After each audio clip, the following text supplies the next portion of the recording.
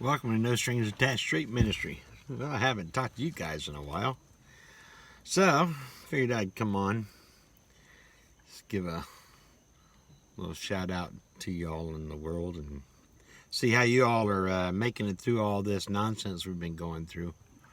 Put down your comments down there. How have you all been handling all this? Are you doing okay? Or is it starting to get under your skin as well? Because I know it sure is getting under mine. You gotta understand, well, let's just say I'm a hugger. You know, I'm a one that I like contact, to let people and talk to people and new people. I'm just a people person. And this has been driving me totally crazy. I mean, just being able, being isolated with everything, having to wear these stupid masks. I mean, you can't even see the people's expressions and everything. It's very hard, very difficult for me. I mean, luckily I'm one that I do focus a lot in the eyes, so I'm able to still read a lot of people because of their eyes, but that's what I've done my whole life. So, their eyes are their entrance to their soul, the way I look at it. So, it's a little bit different there. But it's actually been very, very hard. I mean, to deal with it. I know the people that's been coming up to me it's just been heartbreaking, to hear their stories and how this is affecting them, and financial burdens and possible evictions. I think we're going to end up with probably half America out in the streets. I know it sure has put a burden on me, financially anyway, to just hang in there, do whatever I could possibly do. I've given just about everything I could possibly give. But is that even that starting to dwindle down to basically nothing? So I guess it's just going to have to suffer right along with everybody else, And I don't know where to go or where to send them, because every place that I've gone are getting pretty scarce as well. So I guess it's starting to hurt a lot. I know a lot of businesses are really shutting down. This government with this EIDL and the PPP and everything else, they claim they've done a lot for the small businessman. No, they basically bankrupt every business out there. These little small businesses, I bet 3/4 of them has failed, and I'd probably never see them again. Now I know these people are very resilient. They will scratch and claw their way back eventually. But that's probably having to file bankruptcy and doing a lot of things that's going to go through and destroy their credits, to where they can't get another fresh start. I have mixed feelings on that. I mean, because thing is, the government shouldn't be able to come in here and shut us down and literally rob us and steal our business right out from under us, and then tax the crap out of us and not even give something any kind of a relief. Got to realize, people that work this way, we don't qualify for unemployment. They said that this extended unemployment, federal unemployment, was something that was going to help these gig workers and things. I'm sorry, it don't. I mean, if you don't show any kind, you have to at least qualify for $1 from your state unemployment. The way I read it and the way I understand it. If you don't even qualify for that, then you don't qualify for the federal. Put your comments down there. Let me know if anyone else has ever gotten that. I know I haven't. And I filed for it, 4 months ago. And nothing. Hadn't heard anything from them. I went and redid the application again. Still just sitting there, all pending. Haven't heard a word. And then this week, I received one paper, and it was a sheet where they wanted me to verify my employers that I had Social Security, that I qualified with I had 0 qualifications for unemployment, and they wanted me to write down all my employers that I worked for. They know that I am not a W-2 or a W-4. I am a 1099. I am a subcontractor. That's what I do. I work for other companies, and I do get 1099s from some of my big accounts, that continually use me over and over and over.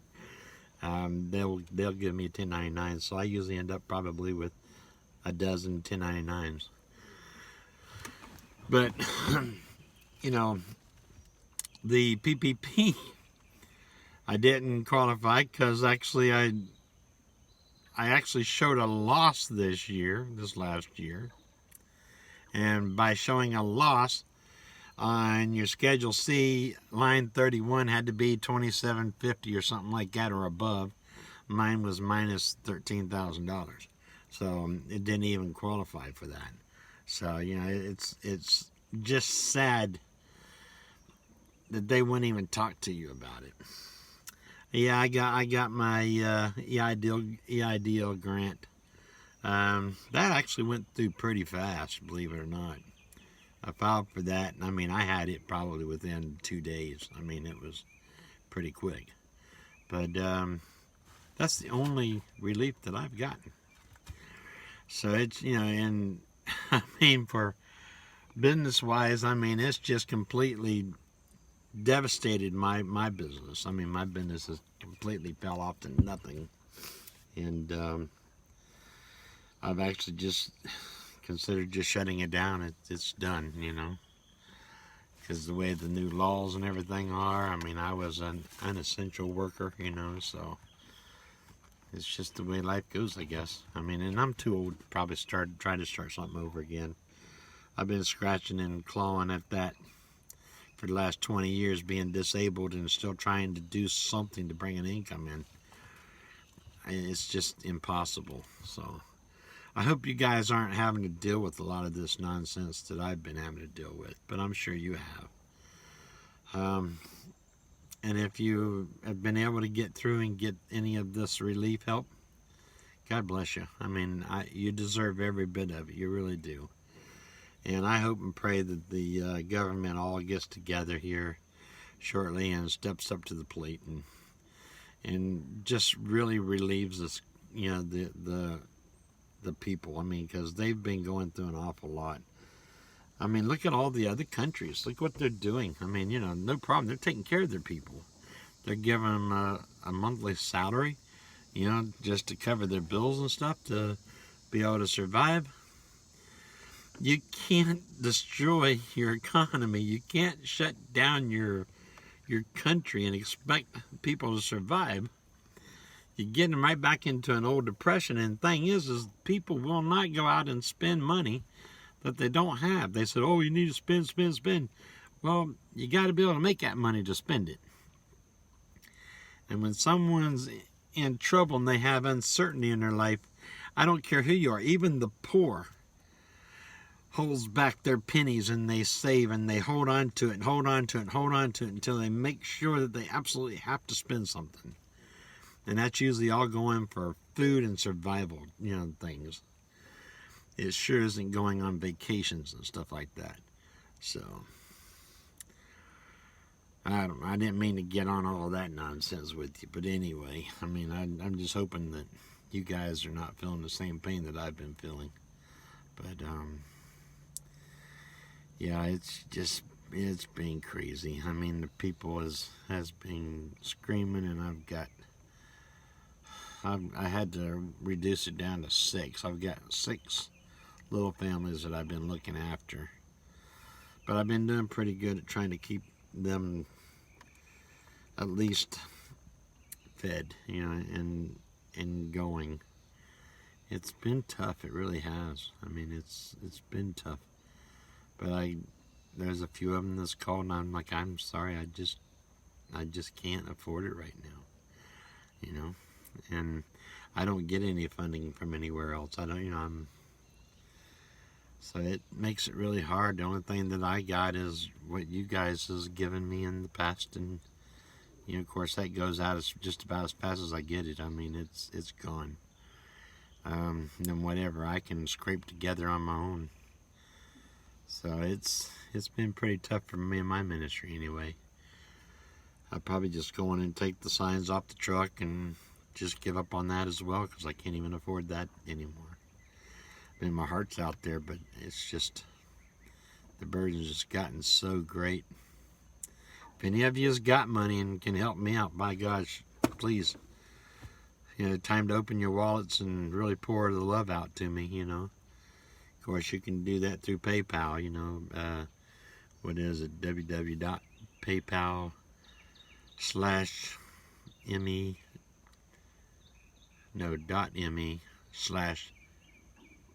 /prayer van, all one word. So it's paypal.me /prayer van, all in one word, and that should take you right to my donation site. So anything out there that you could help me with, I don't care if it's just pennies, it all adds up, But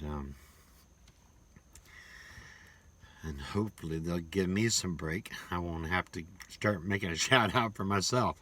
I mean, I might have to. Trust me, it's it gets any worse than what it is.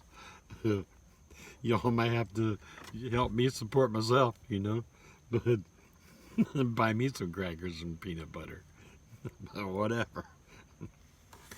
Anyway, hey, I love you guys. I'm sorry I haven't been posting. I've just sort of fell into like a depression, about all this, and just basically trying to hold on to life like everybody else. I've had a lot of stuff go down. I mean, my heart's just been broken over YouTube, just the way that they've been acting and the way that they've treated all their people that, that it's on, I mean, all my income is completely evaporated on here. So I haven't had an income off of YouTube for almost, it's been 5 months, I think. So, I mean, I'm getting like 4, 5, 6 views a day or something like that. It's not hardly anything at all. But I've thought about possibly starting again and seeing if it can build it back up. Thing is, I just don't have the followers, Maybe I need to come up with a whole different channel idea, go a different direction with the channel. I don't know. Throw some ideals at me, things that you think I might be able to have a better category or something that, you think that I could actually make this thing work. I guess I could play, what is that called, Mine Something, one of them little games. There are a lot of them out there that does that. I don't know how to play them, but I guess it would be a riot to watch me, because last one I played was Sim City, and that was back in 1980 or something like that. So whenever it came out, that's a long time, and I played it for about 3 months, and I gave up on that and never touched them again. Kids tried to get me to play once in a great while as they grew up. I'd hold it, and I couldn't never figure it out, so I just didn't even bother with it anymore. But anyway, it's been fun. Besides that, I've still got the 2 vans. I'm thinking very serious. I mean, the way the gas prices and stuff are and the insurance is just killing me to try to keep them both. I might just sell them both off, believe it or not. And then pick me up like I don't know, maybe a real small little economy car. Or, I've got my home, so I don't have to travel. I'd love to travel. I mean, that's who I am. That's my life is serving the people. But if I can't go out and get going, can't afford to drive down the road, why keep the truck? And it's in perfect condition. I mean, I put a lot of money and a lot of effort in this. It's actually in both of them. I mean, they're both in very top dollar shape. But I don't know. these are just some ideas running through my head. Like I said, I still don't know where I'm going to go with what I'm going to be doing. My heart just keeps pouring out from my ministry, of course. You know, I've been at it for so long. But it's not looking too good out there. I mean, even the churches has given up. I mean, think about it. That's one thing I never understood, how a church would shut down. I allow the government to shut them down. I mean, yeah, they got online services and things like that, but the thing is, it's just like schooling. You're not going to get the people to sit there, you know, through an hour of service. They're not going to do it sitting at home. They're going to be distracted doing something else, or, you know, watching television off the side as they're playing that. They're not really going to get anything out of your service. I mean, I watch 3 online services every week. But thing is I'd wait till like midnight and I turn the TV off. I sit in the dark, not even have the lights on except nothing but my computer. And that's when I'll watch them, because my mind is at rest, and I can actually absorb it. And I mean, I'm loving my little audio Bible as well. That's the best thing I think I ever got, man. If y'all get a chance, go online and order you one. Little device that comes as a little, looks like an iPod, you know, like an old-fashioned iPod, and it's got the full Bible on it, and you can fast forward it, you can put it at different places and stop it where you're at, and all different features on there. But it got the New Testament and the Old Testament. You can get it in all the different Bible brands of whatever you like, you know, like New King James, you know, NIV, whatever, you know, they got them all out there. So pick the one that you like the best and order it up, because the way I look at it is, you can listen to it as you drive down the road. You can look, you know, it's got earbuds. You can plug in. They're cheap, but it comes with earbuds, and you put it in your pocket and just listen to the Bible. And actually, it's the guy that narrates them is actually pretty interesting. I think you'd be impressed. I mean, you know, he actually keeps your attention. But it's getting the word in your head. I mean, you'll probably obtain about 10%. But the thing is you play it over and over and over. So if it takes you, you know, a year to go through reading the Bible, and that's if you're really dedicated, you know, and doing a Bible study, you'd be good to get it in a year. These little guys, I mean, by listening to them, you can do 4, 5, 6 chapters a day easily, and you can zip through it really quick. And actually, by listening to it that way, it actually makes more sense in a way, because it puts it in more of a story of the whole story, instead of, you know, just that scripture and then trying to diagnose that particular scripture into whatever you think they're trying to say out of it. But take the Bible literally. I mean, take it as a sixth grader, because that's what it was written for, is for a common man to understand. I don't think there's anything hidden within the scriptures and it's coded words, and that's crap. And most of your Bible studies tend to try to lead to that. I don't need you to tell me what it said. That's why I have 5 different translations of that Bible. And when you read all of those, if you're stumped on something and don't quite get it, your soul's stirred, then you read it in different languages and different, you know, genres. And your mind sort of figures out where you're going to go with that. So, you know, it's the spirit of the word of what it's trying to say to you. Because when you read that again 6 months or even 10 years later, that scripture is going to mean something totally different to you anyway. That's why I feel the Bible is a living Bible. It's a living being. It's meant to talk to you in certain ways at certain times on your experiences going through life. That's why you don't just read it and throw it down. You live that Bible. You read it every day. You absorb that every day. The more you absorb, the closer you are to God. The more you see God. So don't be afraid to reach out there and to try to seek his face. With all the stuff going on and everything else, there's so many people out there that's giving up on Christ, giving up on the church. They're getting lost. It's because the bonfire has been exploded. All the coals has been spread out. I know for a fact, because of how my ministry is and how I am and what I've been through over my life, even though I'm on fire, a really hot fire, trust me, when I get away from my church and I'm out all by myself and I'm lonely, I start to dim as well. Now, the very second I get home, I put myself back in there, and boom, I'm right back again. But you cool off. You sort of... Don't give up, guys. Just don't give up. You know, don't let anything jerk you out of his hands. Trust me. If you start feeling where sin and those trapping addictions and things that you've dealt with over your life and your personal burdens and demons, reach out. Talk to each other. Talk to me. But reach out. Find someone to join. Find someone to chat with. Find someone to bond with. And love each other.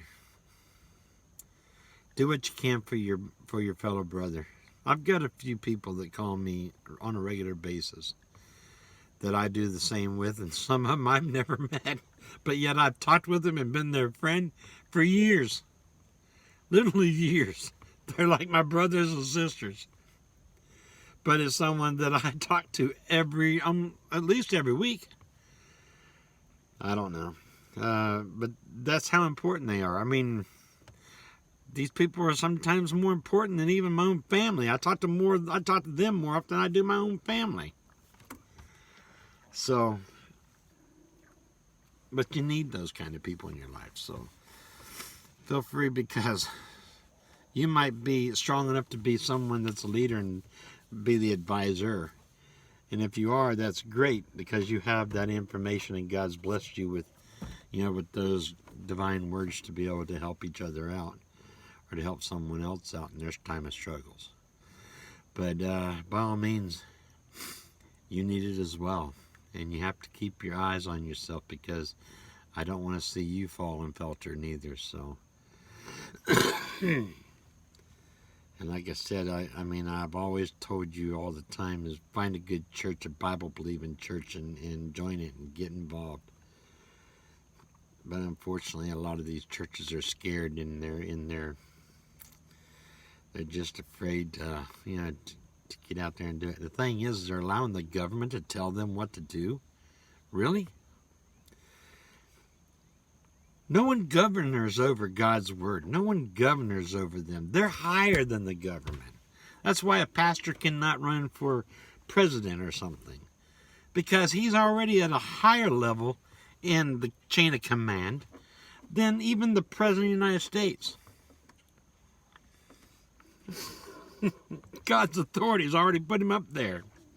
He's not going to lower himself down to do what that is, to do a common, pagan's job.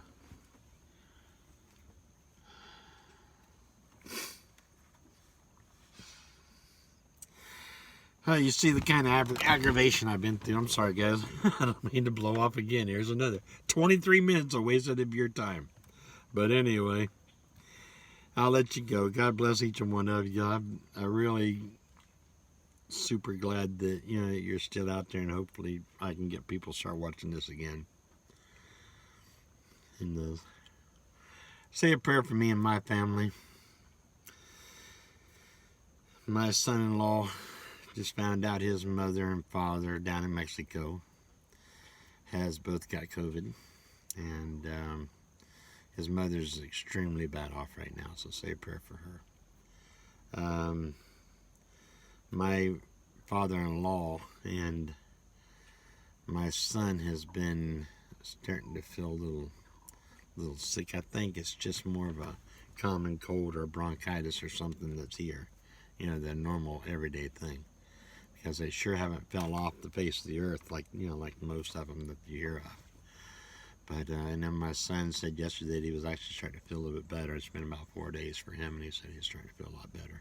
So hopefully it was just one of those common things, that you get sick on. But you get a cold or something in the summertime, it's tough, especially when you get in Florida. I mean, it's miserable. So, but hang in there. Do what you can. Protect yourself. I mean, yeah, I'm a rebel, and I'm one of the conspiracy theorists and all this, and I don't like to be pushed around. And I'll be the first one to buck the system, but do I believe in the mask? Well, you don't have to worry about what my beliefs are. I do not believe in the mask. I think it's more dangerous to wear a mask all day long than it is to not wear a mask. Especially if you stay distanced properly. I believe in the six feet, or I believe actually even in 10 feet. So if you're gonna get out there in the world, stay away from people. There's no reason for you to get up close to somebody. Stay away. I mean, you can talk louder and still communicate, but keep your distance. And when you talk with somebody, each of you face a different direction. Don't look each other in the face. That way, when you're talking, you're spitting all these little spotlets out, and you don't have in a battle. You disperse them away from you. That way you protect each other. I mean, or look down or something. Cover your face when you're talking. There's always something you can do to block that. So just be considerate of each other. Say a prayer for my wife and all the school teachers that's at her school. She's having a tough time. She loves her kids and she can't wait to get back to school, but it's scaring the crap out of every one of them. She's second grade teacher, and they're little snot bombs, man. These little kids. She taught from kindergarten to second grade her whole life, and trust me, it's amazing. She hasn't been more sick than she has been. I mean, these are little snot bomb kids, man. So, I mean, you talk about disease now. They're diseased. So they're sort of concerned about that, and so I went out and I bought the whole team, her whole second grade team. I went out and I bought them all the mask, the actual that PFD certified medical mask, the washable ones. I've got them each, about 3 or 4 of them for each one of them, and I bought them the full shields, the one that goes over their forehead and it's all clear all the way around. And I'm in the process of getting some hand sanitizers and some Lysol spray, for each one of them. And then also I'm looking into possibly getting an ozonator.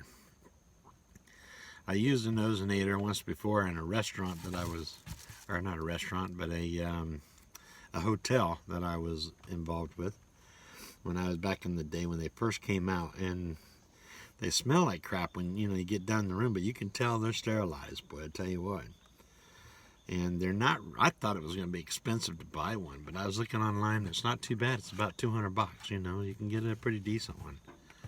So, and then you can do that in about an hour. You can sterilize those rooms. So they can pass it around. Sterilize the rooms. Maybe during their recess or their lunch hours. That way they'll, because you can't have no one in there at the time. So maybe they can help with that. I'm sure the schools are going to have to do an awful lot to protect them as well. So I'm not too worried about the schools. I mean, because I'm sure the school boards are going to get the money to, to get it up. And I'm actually sort of looking for maybe like a UV light systems. They could flip on the whole building and light the whole building up at night, and burn it off with UV. I'm in air conditioning and airflow and air quality.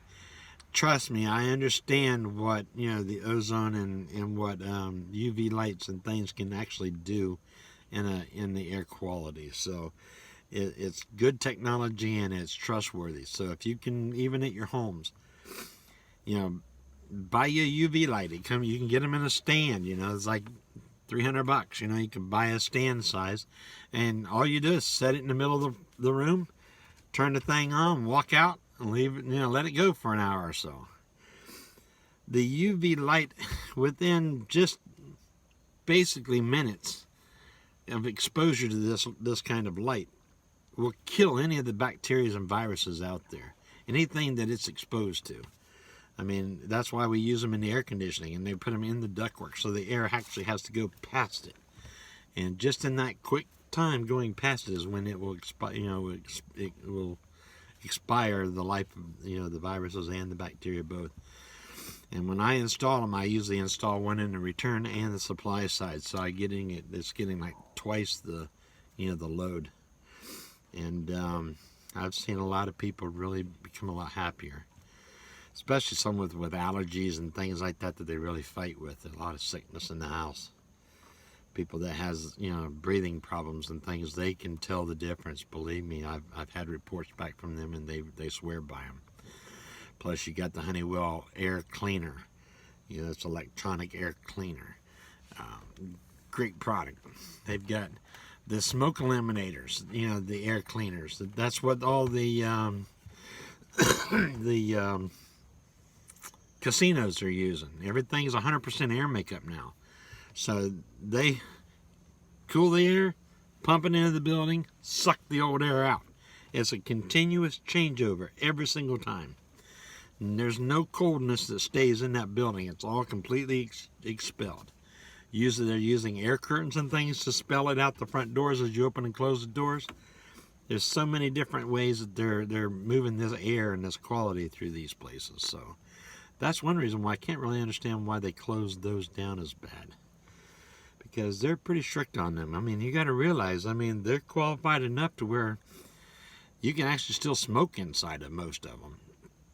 Because it's that clean. You can sit right next to somebody that's smoking and it's pulling straight up. So they're not even getting affected by it, So it's a little bit easier, for them to be able to stay those away. Where I know they've canceled a lot of the bars and things where it was real smoky, like the pool halls and things like that. They closed all those down from smoking. So, but even with that technology, they're cleaning a lot of the bars and stuff up, because even the bars and the pool halls and stuff are starting to go with that technology. So anyway, I'm just rambling on, man. I'm sorry. But if you're still here, which I doubt any of you are, God bless each one of you. My prayers and my thoughts are with each one of you. You know that for sure. And I love each one of you. And thank you so much for watching. Thank you so much for subscribing. And make sure you hit that bell, so you can get all the notifications. Because you need that bell with me, because you never know when my next one will be. It might be tomorrow, and it might be a month from now. Who knows? But I'm going to start trying to get a lot more involved. The thing is, I've just been without content. I've had nothing to really do that I felt that was interesting for you guys. And I don't know if you just want to hear about my life. I don't know what you want.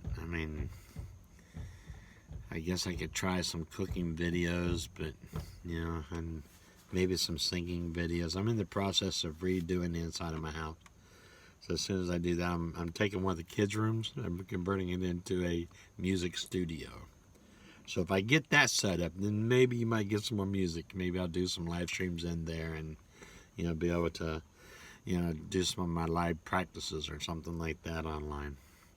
And maybe that might lift y'all up and bring it back. Maybe I'll do a couple hours singing concert for you or something, online. But anyway, hey, God bless y'all. I love you. Have a great day. Talk to you later. This is Jim out.